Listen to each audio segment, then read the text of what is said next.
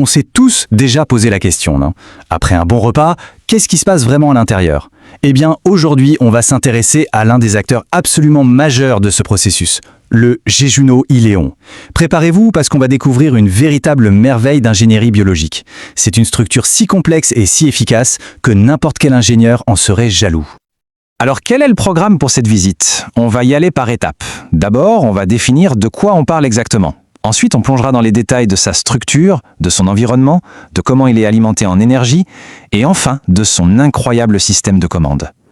Allez, on commence. La première étape, c'est de localiser cet organe essentiel. Où se trouve-t-il exactement dans le grand puzzle de notre système digestif? C'est ce qu'on va voir tout de suite. En fait, on peut vraiment le voir comme l'usine principale du corps. C'est là que la magie opère, là où tous les nutriments importants sont extraits de ce qu'on mange pour être ensuite envoyés là où le corps en a besoin. Il se situe juste après le duodénum et juste avant d'arriver au gros intestin. Son point de départ est un repère anatomique super important. C'est une sorte de virage assez serré qui marque la fin du duodénum et le début de notre voyage dans le Jejuno iléon. Et son parcours s'achève ici, à la jonction avec le gros intestin. Et là, il y a une sorte de porte à sens unique. C'est la valvule iléocaïcale. Et son travail, c'est d'agir comme une barrière intelligente. Elle s'assure que tout avance dans la bonne direction et surtout que rien ne puisse revenir en arrière. Le trafic digestif ne va que dans un sens. Bon, maintenant qu'on sait où il est, regardons d'un peu plus près à quoi il ressemble. On va découvrir ensemble les caractéristiques physiques vraiment remarquables de cet organe.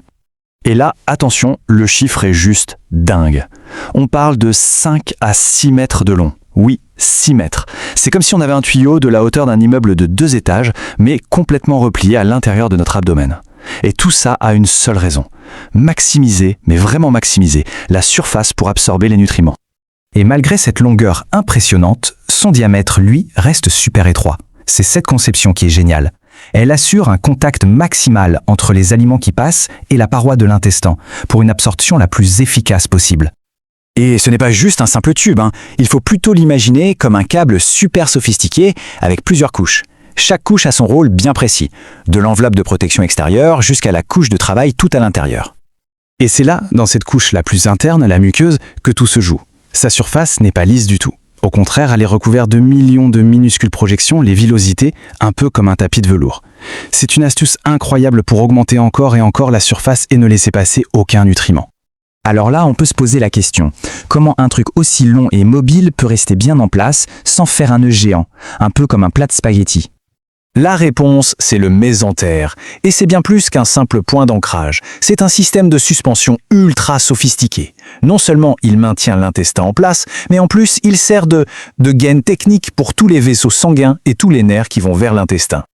Pour bien se le représenter, l'image la plus simple, c'est celle d'un rideau. Vous avez la tringle, qui est courte et bien fixée au mur. Ça, c'est la racine du mésentère. Et puis, il y a le rideau lui-même, qui est beaucoup plus long, tout plissé. Eh bien, c'est exactement comme ça que le mésentère soutient l'intestin sur toute sa longueur.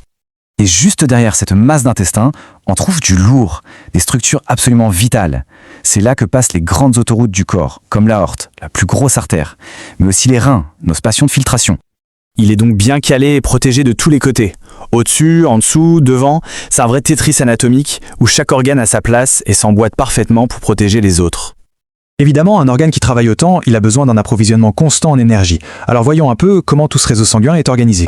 Tout part d'une seule et même artère. C'est l'artère mésentérique supérieure. C'est le tronc principal d'où vont partir absolument toutes les branches qui vont nourrir chaque centimètre de l'intestin. Et attention, ce n'est pas une simple autoroute directe.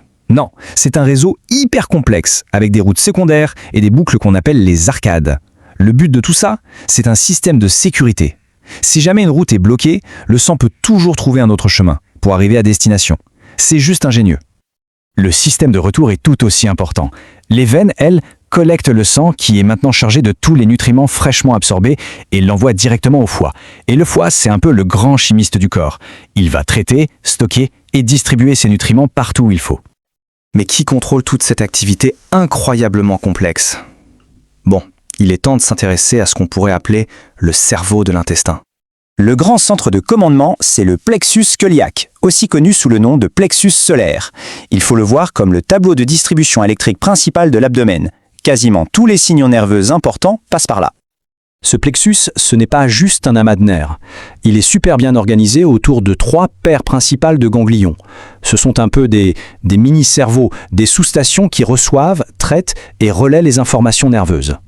Et ces ganglions sont en communication permanente avec le système nerveux central. Ils reçoivent des ordres qui viennent du cerveau via des nerfs majeurs. Ces ordres peuvent être par exemple d'accélérer ou de ralentir la digestion pour s'adapter en temps réel aux besoins du corps. Finalement, ce voyage au cœur de notre anatomie révèle une chose, une complexité et une coordination qui dépassent l'entendement. Et ça nous laisse avec une question assez vertigineuse. Comment est-ce qu'une machine biologique aussi sophistiquée peut fonctionner aussi parfaitement la plupart du temps, sans même qu'on en ait la moindre conscience ? C'est peut-être là que réside toute la merveille du corps humain.